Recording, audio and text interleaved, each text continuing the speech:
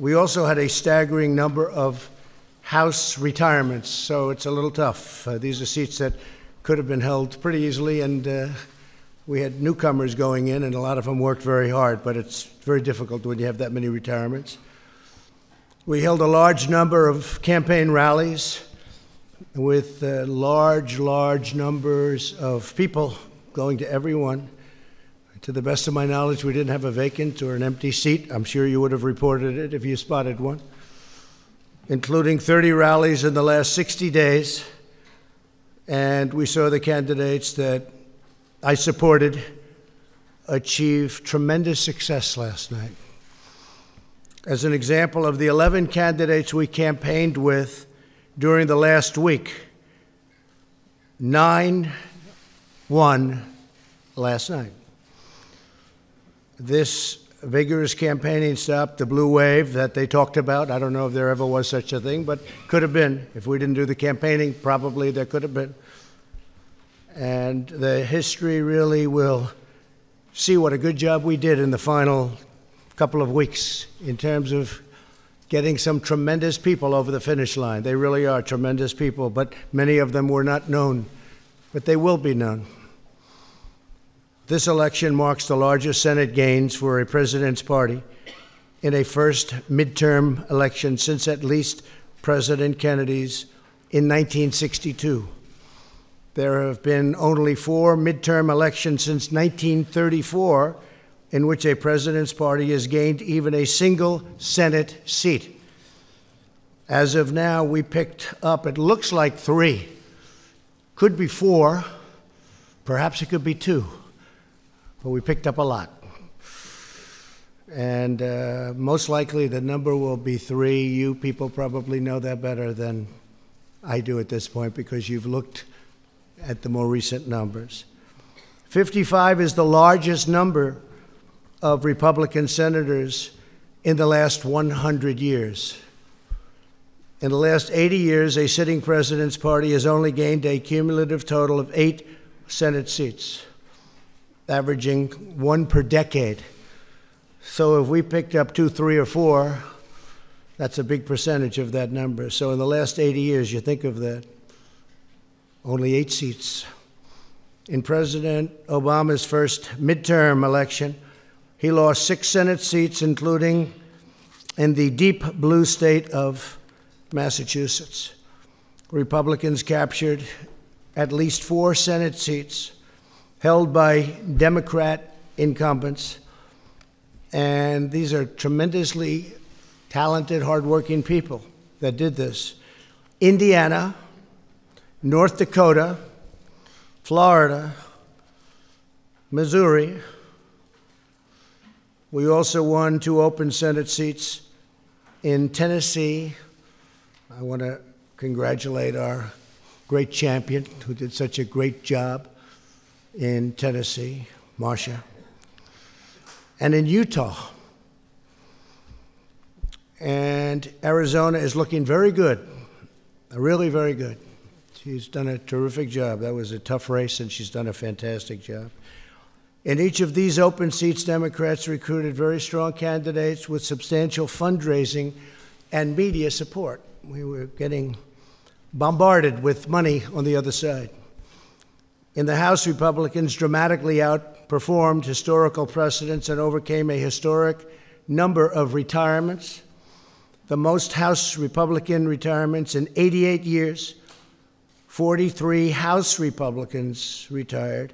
Now, I will say this, that in many cases they were chairmen of committees, and they left because they weren't chairmen, because the Republicans have a rule for 6 years. And what that does is wonderful in one way. It lets people come through the system and become chairman. In another way, it drives people out, because when they're a chairman, they don't want to go and not be a chairman. You're the chairman of a committee, and you're a big deal, and all of a sudden, you're not doing that anymore. So they leave. We had a lot of them leave. It's, I guess you can flip a coin as to which system is better. The Democrats do the other. Some of their folks have been on those committees for a long time as chairman. In 2010, President Obama's first midterm, he lost 63 seats. By contrast, as of the most current count, looks like around 27 House seats or something, and we'll figure that out pretty soon. We also had a slew of historic wins in the governor's races. The governor's races were incredible, against very well-funded, talented, and skilled Democrat candidates and people that worked very, very hard, respectfully, for those candidates, like Oprah Winfrey, who I like. I don't know if she likes me anymore, but that's okay. She used to. But she worked very hard in Georgia, very, very hard. And if you look at them, with 4 governor's races crucial to 2020 and the presidential race, Florida, Iowa, Ohio, and Georgia, the big ones. Florida, Iowa, Ohio, and Georgia. Can't get much more important than that. They were incredible. They were actually incredible campaigns, too. Incredible. As of right now, Republicans will control the majority of governorships across the country, including 3 great women who worked very hard, governors of Alabama, South Dakota, and Iowa. They worked very, very hard. They're very talented. By expanding our Senate majority, the voters have also clearly rebuked the Senate Democrats for their handling of the Kavanaugh hearings. That was a factor, I think maybe a very big factor. The way that was handled, I think, was tremendous energy was given to the Republican Party by the way they treated then Judge Kavanaugh, now Justice Kavanaugh, and expressed their support for confirming more great pro-Constitution judges. Candidates who embraced our message of low taxes, low regulations, low crime, strong borders, and great judges excelled last night. They excelled. They really, I mean, we have a list of people that were fantastic. And I'm just going to point them out. Mike Bost, Rodney Davis, Andy Barr was fantastic. I went to Kentucky. For the most part, I didn't campaign for the House, but I did actually make a special trip for Andy Barr because he was in a very tough race in Kentucky, and he won. That was a very tough race. The polls were all showing that he was down, and down substantially, and he won. And that one I did do. Pete Stauber of Minnesota, great guy, he's new, and ran a fantastic race. On the other hand, you had some that decided to, let's stay away, let's stay away. They did very poorly. I'm not sure that I should be happy or sad, but I feel just fine about it.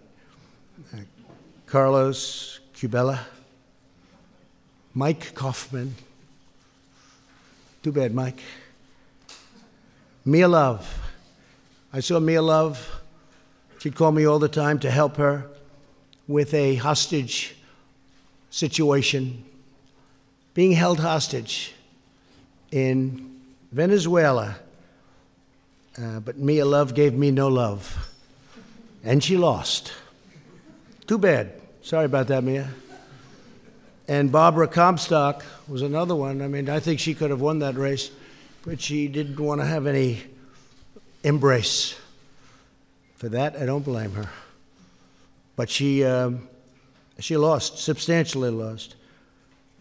Peter Roskam didn't want the embrace. Eric Paulson didn't want the embrace. And in New Jersey, I think he could have done well, but it didn't work out too good. Bob Eugen, I feel badly because I think that's something that could have been won. That's a race that could have been won.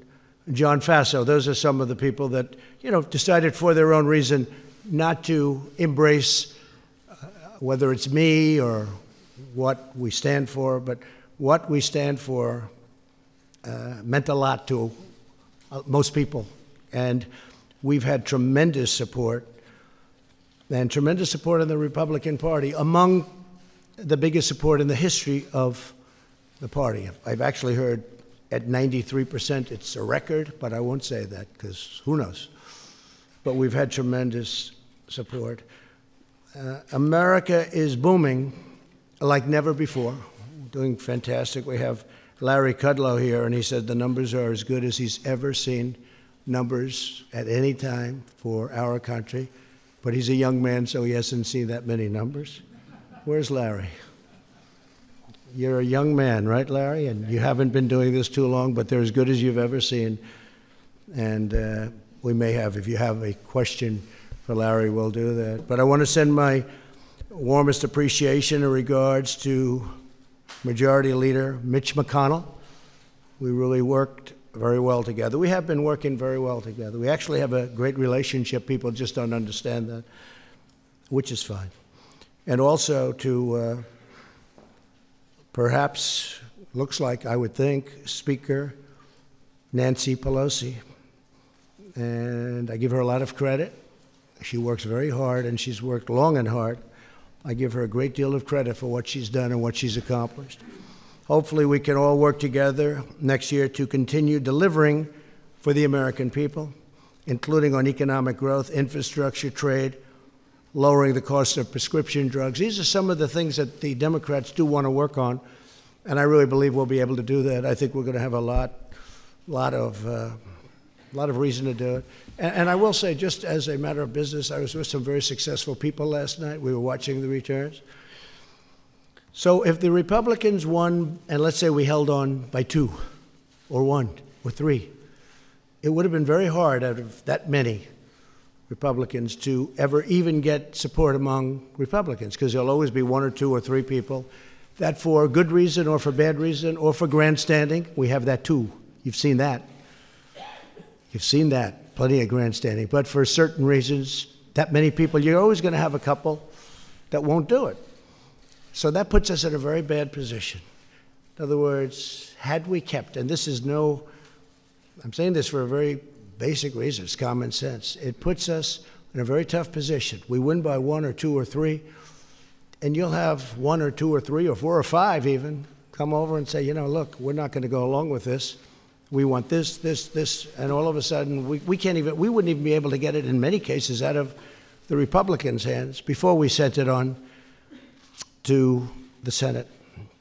And now we have a much easier path, because the Democrats will come to us with a plan for infrastructure, a plan for health care, a plan for whatever they are looking at, and we'll negotiate. And as you know, it's been very hard in the Senate because we need essentially 10 votes from Democrats, and we don't get those votes because the Democrats do really stick together well. I don't agree with them on a lot of policy, but I agree with them on sticking together. They stick together great. So now we go into the Senate. We don't have the 10 votes. And what happens? It doesn't get passed. Even if it gets out of the House, it doesn't get passed. So under the new concept of what we're doing, I say, come on, let me see what you have. They want to do things. You know, I keep hearing about investigations, fatigue. Like almost from the time I announced I was going to run, they've been giving us this investigation fatigue. It's been a long time. They got nothing, 0. You know why? Because there is nothing. But they can play that game, but we can play it better, because we have a thing called the United States Senate, and a lot of very questionable things were done between leaks of classified information and many other elements that should not have taken place. And all you're going to do is end up in back and forth and back and forth, and 2 years is going to go up, and we won't have done a thing. I really think, and I really respected what Nancy said last night about bipartisanship and getting together and uniting. She used the word uniting, and she used the bipartisanship statement, which is so important because that's what we should be doing. So we can look at us, they can look at us, and then we can look at them, and it'll go back and forth, and it'll probably be very good for me politically. I could see it being extremely good politically, because I think I'm better at that game than they are, actually. But we'll find out. I mean, you know, we'll find out. Or we can work together. You can't do them simultaneously, by the way, just in case somebody says, oh, you can do them both. No, you can't. Because if they're doing that, we're not doing the other, just so you understand. So we won't be doing that. But now what happens is we send it to the Senate, and we'll get 100% Democrat support, and we'll get some Republican support. And if it's good, I really believe we have Republicans that will help with the approval process, and they will really help with the approval process. So it really could be a beautiful bipartisan type of situation. If we won by 1 or 2 or 3 or 4 or 5, that wouldn't happen. And the closer it is, the worse it is. This way, they'll come to me, we'll negotiate, maybe we'll make a deal, maybe we won't. That's possible.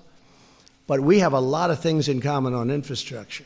We want to do something on health care. They want to do something on health care. There are a lot of great things that we can do together.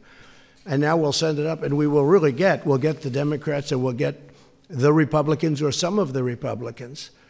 And I'll make sure that we send something up that the Republicans can support, and they're going to want to make sure they send something up that the Democrats can support. So our great country is booming like never before, and we're thriving on every single level, both in terms of economic and military strength, in terms of development, in terms of GDP, we're doing unbelievably.